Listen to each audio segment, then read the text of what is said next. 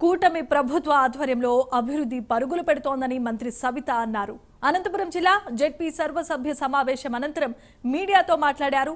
Super 6 హామీల అమలే లక్ష్యంగా కూటమి ప్రభుత్వం పనిచేస్తోందన్నారు. వచ్చే వేసవిలో తాగునీటి ఎద్దడి నివారణకు ముందస్తు చర్యలు తీసుకుంటామని కూడా తెలిపారు. రివ్యూలో ప్రజలకు రాబోయే సమ్మర్లో ఏ విధంగా మనము ప్రజలకు నీటి వసతులు కావచ్చు, పవర్ కావచ్చు, అన్ని డిపార్ట్మెంట్తో కూడా చర్చలు జరిగాయి. ఏ విధంగా అయితే మాన్యశ్రీ ముఖ్యమంత్రి చంద్రబాబు నాయుడు గారు అభివృద్ధి ధ్యేయంగా పనిచేస్తున్నారో అధికారులకు కూడా అదే ఆదేశించాం. ఏదైతే గవర్నమెంట్ నుంచి వస్తున్న స్కీమ్స్ను ప్రజలకు తెలియజేయండి. చంద్రబాబు నాయుడు గారు అహర్నిశలు ఈ రాష్ట్రం కోసం కష్టపడుతున్నారు.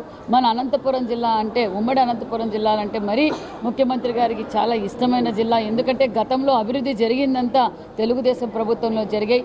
1924లో ఎలాంటి అభివృద్ధి జరగలేదని ప్రజలందరికీ తెలుసు. మరి ఈరోజు అధికారంలోకి వచ్చిన రోజు నుంచి ఒక పక్క పోలవరం పనులు మొదలైనాయి, ఒక పక్క అమరావతి పనులు మొదలైనాయి, గ్రామ అభివృద్ధి జరుగుతూ ఉంది. అన్ని సంక్షేమ పథకాలు ప్రజలకు అందే విధంగా ప్రభుత్వం నుంచి వస్తున్న స్కీమ్స్ గురించి ప్రజల్లోకి వెళ్ళండి. ఒక పక్క రైతన్నులకు పెద్దపీట వేయబోతున్నాం అన్న సంక్షేమ అధికారులందరికీ ఆదేశించాం. మీటింగ్ కూడా బాగా జరిగింది. అదేవిధంగా గతంలో ఏం జరిగింది అనే చర్చలు కూడా జరిగాయి. అదేవిధంగా అభివృద్ధి ధ్యేయంగా మేము పనిచేయబోతున్నాం.